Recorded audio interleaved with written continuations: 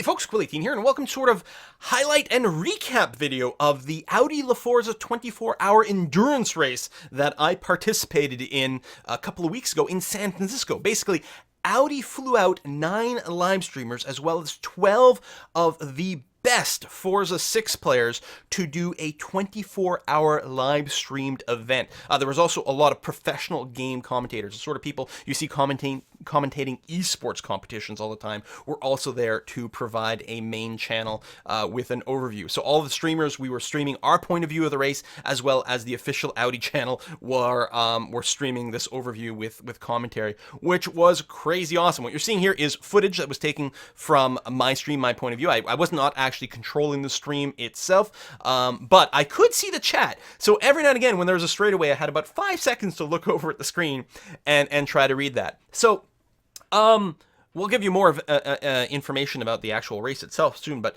basically, when I initially got the email, I was really excited to do this, and I thought, well, this is really weird. I'm not, I don't cover racing games on my channel.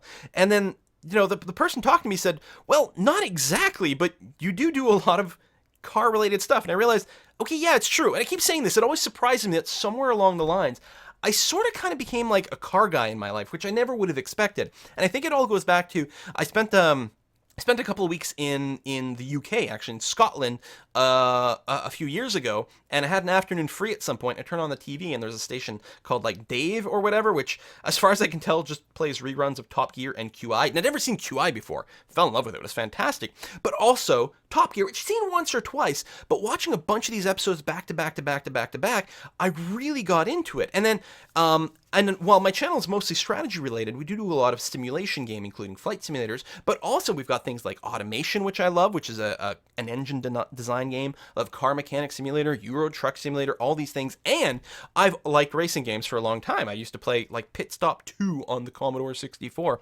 And I had been playing the free-to-play version of Forza on Windows that's available.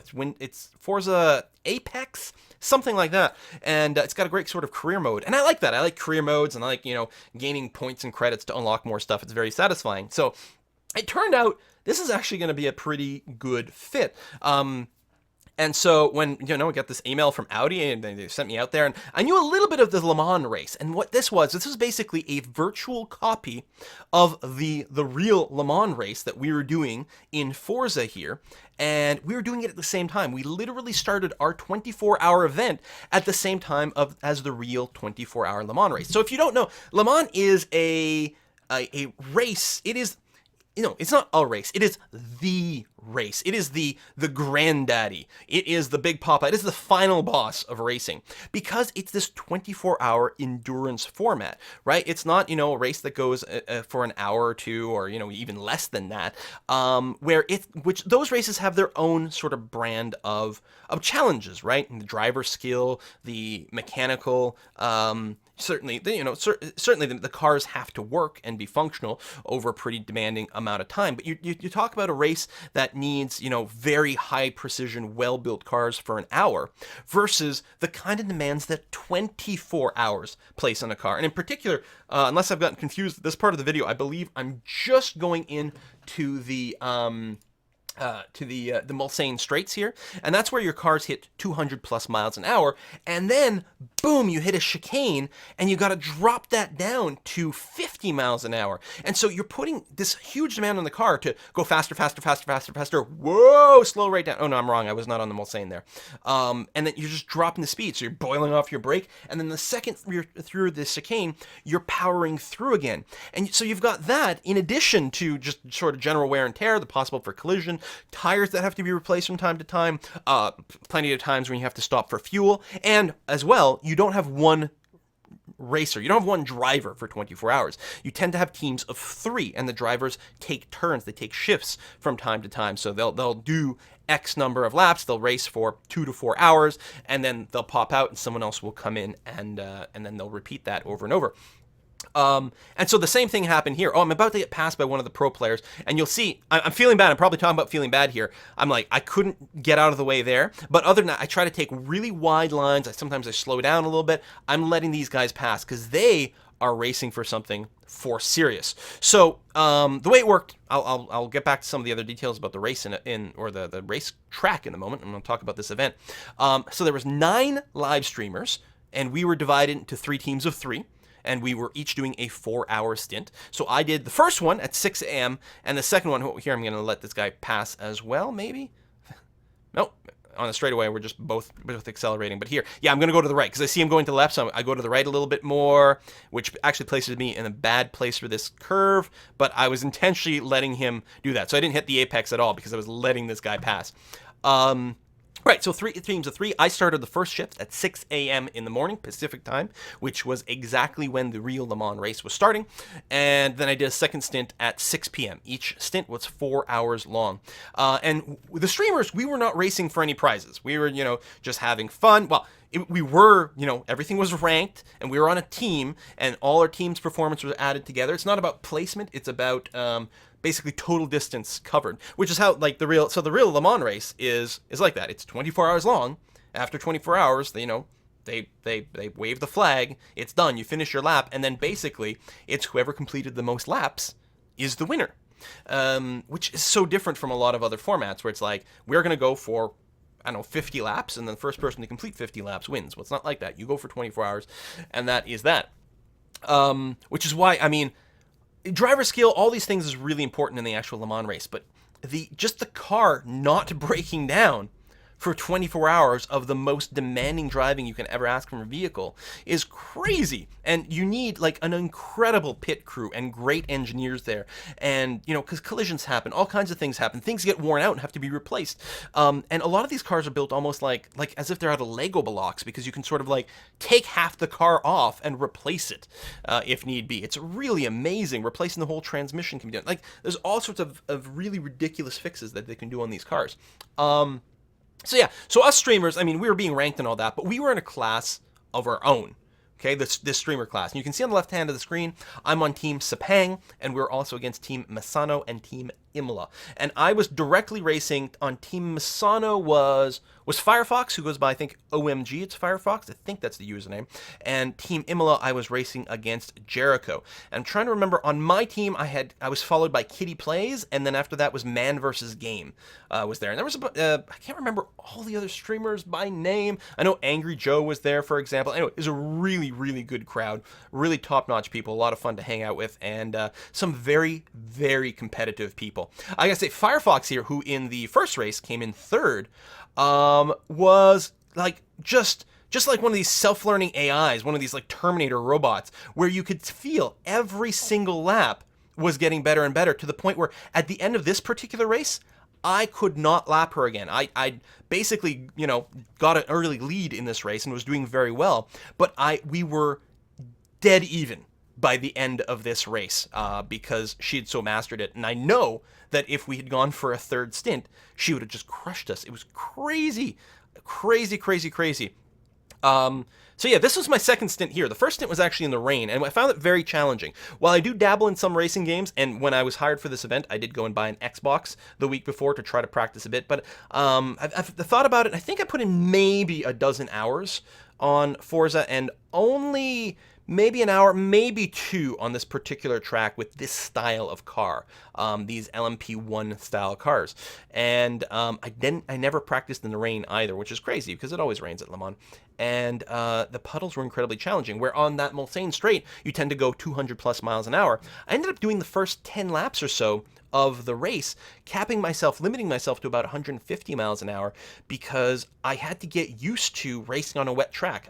Everywhere the asphalt was damp, and therefore was hard to get proper traction on. But if ever you hit a puddle, what would happen is you would, if you hit a puddle at speed, you will aquaplane, lose 100% of your traction, and your car will just get yanked off to one side. And so it was about memorizing where some of these puddles were and knowing where it was. I also wasn't racing with the racing line in the first race, which I don't race with the racing line when I'm playing on my own because, well, a couple of reasons. One is I want to do this for realsies, the total man mode kind of thing or whatever. But also when you're playing Forza in you earn credits and experience points and things like that you can use to unlock more stuff, which is a lot of fun, which is the reason I like those games. And you get more if you race without the line.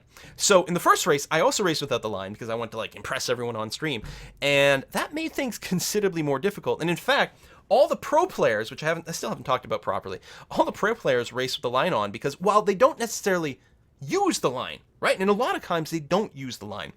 What the line provides is, because while it's a 3D game, the screen itself is 2D, right? It's flat. We're not wearing Oculus Rifts or HTC Vives or anything like that.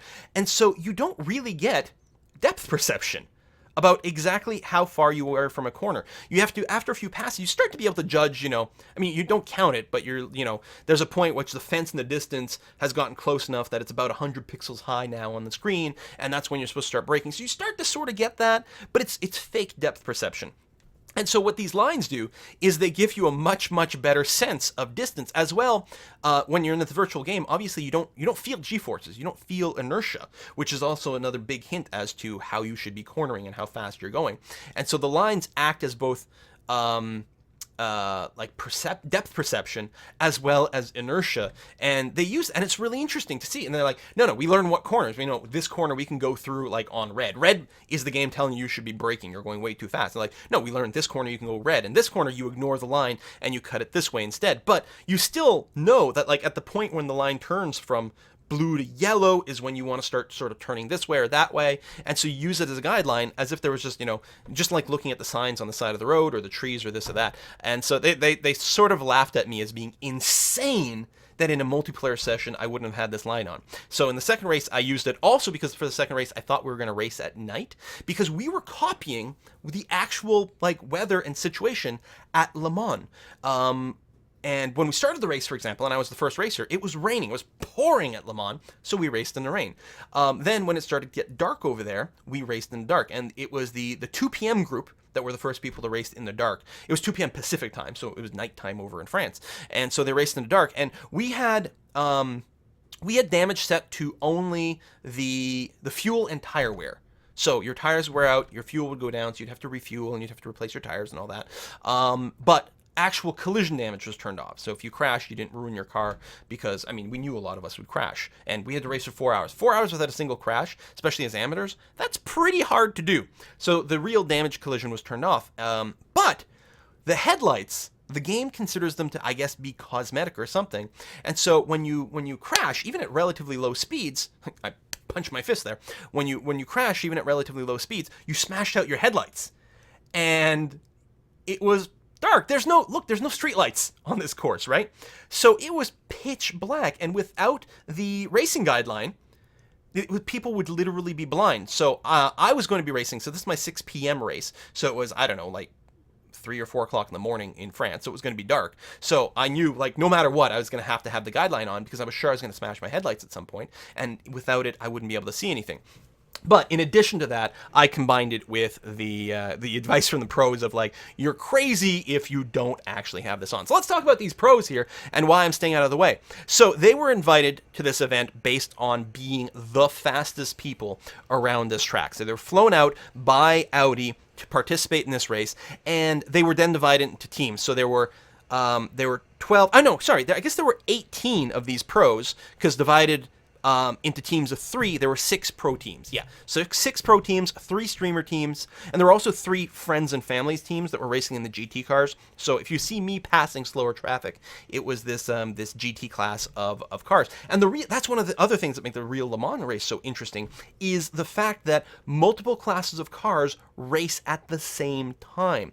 So usually, I don't know, it depends on what year and whatever, but typically there's the LMP1, LMP2, and GT categories. LMP1 is the fast one. GT ones are the slowest. But they're all racing their own race, right? So so there's 3 winners basically at Le Mans every year, 1 for each class. And so if you're racing the GT class, you're going to get passed constantly by these faster cars, but it's okay because you're not racing against them. But in the fast car, despite the fact that these slow cars aren't your competition, they're still on the road. They're still an obstacle, so it makes the race a lot more challenging. So I had to worry about passing these GT cars, who tended to be very unpredictable and swervy. Meanwhile, the pro players had to worry about passing the streamers, who were never going to be as good as the pro players.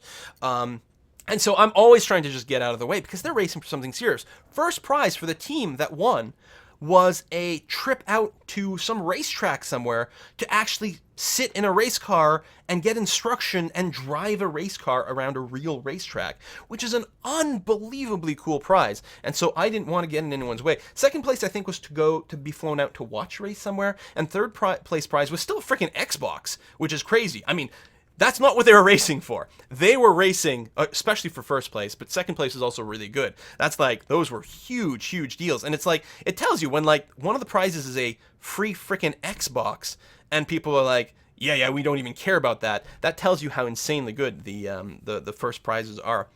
And so I didn't want to like be responsible for a big collision and cause someone to lose and all this. There were still plenty of little bumps here and there because, well, I'm not that good of a driver, so sometimes I would take a line wide in an unexpected way. But I tried to drive as predictably as possible and get out of the way as much as possible. Whoa, I'm going to go off into the gravel here. Oh, not quite. Oh, sure I was. All right. Around those guys because I would just feel so bad if I got in their way. So that was that which added an extra layer of challenge for me. Not only did I have to worry about passing the GT cars, I had to worry about getting the hell out of the way of the pro players. Yeah, so that was such a fun freaking event, and I hope they do it again next year because I would so sign up to do that again. It was really a lot of fun, and what amazed me, and I guess it's the same thing as me, right? I don't consider myself to be a car guy, but I love the technology of cars, and I love the simulation of any kind of technology. So that's why I like flight simulators, and that's why I like things like automation and car mechanic simulator and so on and so forth, because I love that aspect. And I guess you guys are very much like me. There might be this strange appeal of the technical side of automotive stuff, even if you're not really a car guy. In everyday life, and a huge number of you guys turned out to watch, which was kind of impressive to me. I don't think I talked about this yet. A lot of the other streamers have a lot more followers than I do, but I think we still got superior numbers to a lot of them, and I think, I always have to remind myself about this. I know this sort of intellectually, but I kind of have to remind myself sort of in my heart because it's I don't know, it always just blows me away that we have such a great, strong community. A lot of other channels get plenty of people that show up once and hit follow and then don't really come back very often. But you guys do, even though I play a large variety of games, because that often is a problem. Some people only show up for some games, but I don't know. We have just a great community, a great interest in similar kind of stuff, and even though I couldn't talk that much, and I did have a screen set up to the left of me with the Twitch chat, but again, I could only look at it for maybe 5 seconds at a time on only the straightest of sections of the race here. And so the interaction was not great, but tried hard. And the environment was crazy, right? So you're racing for 4 hours. 4 hours of doing anything is pretty demanding. 4 hours of doing something action-oriented and adrenaline-inducing like this, where you can't take your hands off the wheel for a second, was also a huge challenge. I always, like, the pit stops when I had to refuel were always really great for me because I was able to reach behind me and grab the nozzle from the Camelback, the water pack that I had there. And I just spent the entire pit stop just drinking from this Camelback because I was incredibly thirsty, because the room was very hot. We had a lot of computers going on in here, a lot of Xboxes going on in here, tons of studio lighting, lots of screens, lots of people going around with like broadcast quality cameras. Like, there was a lot of serious tech, so the room was very warm. And on top of that, they put us in these real, authentic, full body racing suits, full flame retardant racing suits, gloves, the helmet. We were baking. I think the person who had it the worst, which kind of surprising to me, was Man vs. Game, he's a slim guy. So, if you'd think that anyone wouldn't be bothered by the heat quite as much, you'd think it'd be, the bigger you are, usually the worse it is. But this slim guy, he raced right before I did. So when I came in for my second stint, I came in right at the end of his first stint, and he finishes his race and he takes off his helmet, and I swear to God, water poured out. There was a puddle on the ground, and because it was just genuinely incredibly hot, and it's action-packed. You're just tense. You're stiff the whole time from holding the steering wheel, using the pedals, and it's just very, very, very exhausting. And I thought, like, well, this is going to be way too hard. And yet, like, the 4 hours, both stints flew by. The biggest problem, the first one, is that I really, really had to pee by the end of it. And oddly enough, the second one, I actually I drank more water for the second one, because the first one, in addition to needing to pee, I actually got kind of lightheaded a few times. I think it might have been a little bit of dehydration. So the second one, I said, listen, I'm going to drink lots of water before the race, and I will just plan and accept that I will have to take a pee break partway through. What had happened is they had another Twitch streamer who actually does play these games and was doing, I think, some announcing and things like that. When people needed a restroom break, they would pit. And then just like in the actual Le Mans or other endurance races like this, they would swap drivers. And so this other player would come in and drive. And he was very good at the game, but he'd only race for like 2 or 3 laps, and then the people would come back from the restroom and they'd pit again and they'd do another stop. And so I thought, okay, I'm going to accept that. I'll make a plan is when I need to go, I will say I need a swap. Well, the second time around, turns out, even though I drank so much more water, I never took a pee break. And in fact, even when I finished the race, I was fine. I went in and did my interview right away. And it was just an example of how much we were sweating, because I drank 2 of those Camelbacks behind me, got replaced at some point, and I think they hold 2 liters of water. And I came in like fully hydrated as well. And it just shows you how much we were sweating in that environment. So it felt like really authentic, you know? But it was really, really, really, really a blast. The first race was a lot more challenging in the rain. It was really tricky to learn where the puddles were. Had to do a lot of slow laps. And if you watch the VODs, which will be linked down below, so my point of view VODs, like basically what you're seeing on screen here, I have, I'm going to pass Team Imola here. Yep, there we go. The first VOD of me racing in the rain, the first hour is, I'm kind of frustrated because it's so challenging, especially without the racing line turned on, to figure out where the puddles are. And all my brake distances, I'd only practiced this race, again, not very much, but I had practiced it a bit, but in the dry. So all my braking distances were completely off and changed, and I didn't have the assist line. But if you watch the start of this second stint, the one that you're seeing now, right like 30 seconds in the initial cluster of cars, I think there's some knocking about and I go off, and I'm like, damn it. But from that point on, from after being knocked off, I am in the lead. In fact, I think even getting knocked off there, I don't think I lost the lead, because I think everyone got in a big collision there. And from that point on, I'm in the lead in my class, and I just extend the lead more and more and more and more and more as the thing goes. And I'm just, I've listened to it, the sound in my voice. I'm so happy driving in the dry. Because I felt like I'm just doing everything wrong in the first race. And it turns out it was just really challenging with the friction. These cars have so much torque, you're going so fast around the corners, all these things. And in the second one, the sense of speed right away is so much better, because you can accelerate so much better on the dry, and you can keep so much more speed in the corners, and you're not just hitting a random puddle and getting flung off to the side. So I'm just like, yeah, this is awesome! Oh my god, everything is great!